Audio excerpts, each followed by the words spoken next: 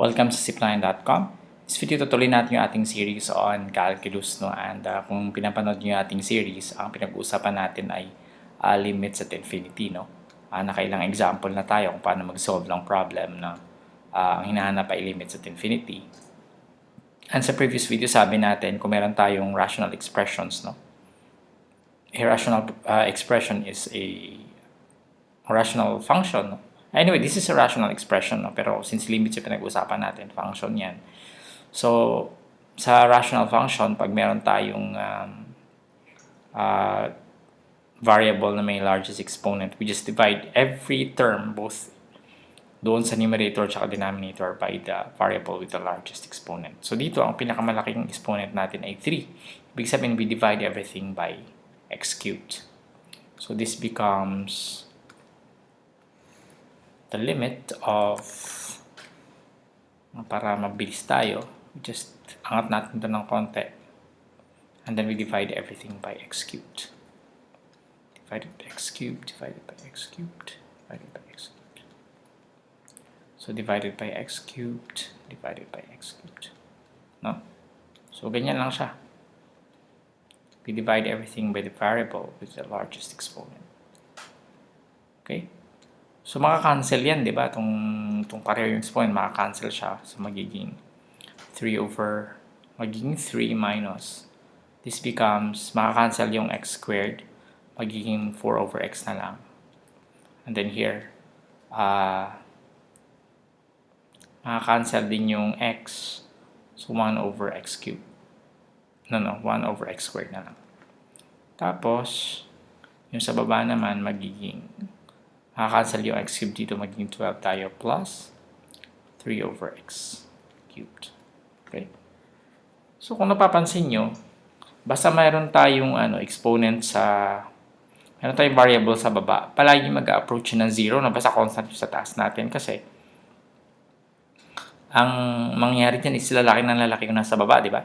So, this approaches infinity. Therefore, lumalaki siya ng lumalaki, and pag lumalaki yung denominator mo and constant yung numerator mo, mangyayari is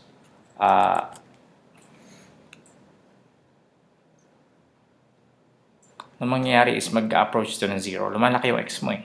Tapos 4 yun nandito mo. So 1 million, 1 billion, 1 trillion, palapit na palapit sa 0.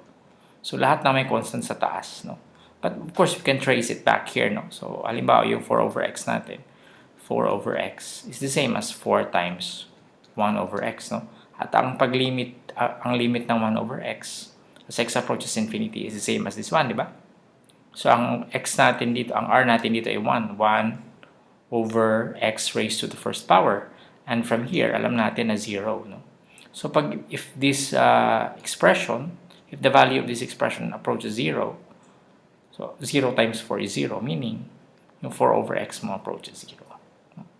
And dito rin, 1 over x squared also approaches 0. And this one is also approaches 0.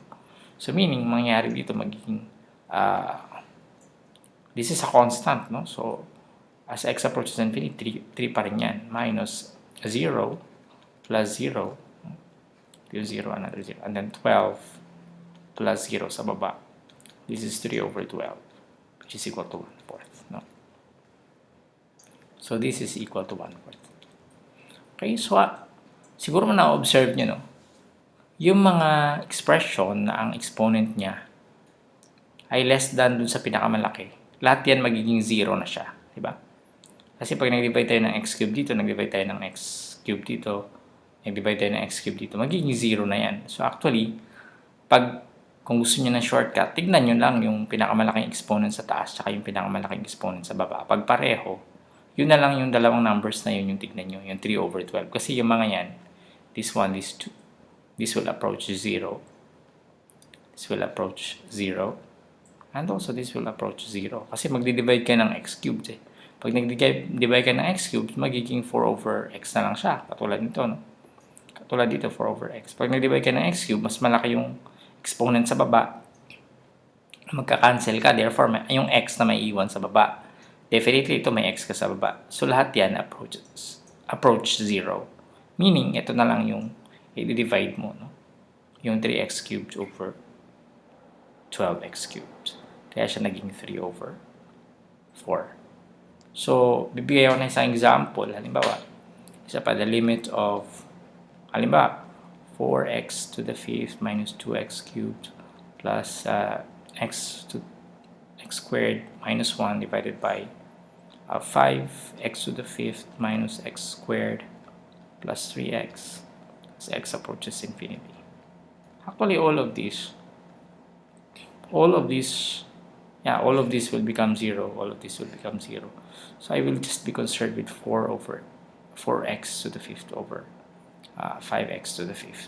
This becomes, ano na yan? This becomes 4/5, no? So, ganun lang. Yan ay kung pareho, no? Pero pag mas malaki yung sa baba, for example, ang pinakamalaki mo sa baba is 6. So, magdi-divide ka ng x over 16 dito sa taas. Meaning, magzi-0 itong pinakamalaki dito. So, 0 over any number is equal to 0. No? So, pag mas malaki yung sa baba mo na exponent, yung pinakamalaki dito sa baba, ay sa taas, maging 0. Pag mas malaki naman yung taas mo, yun, maging infinity yan. Depende. But I think we can discuss that later. No?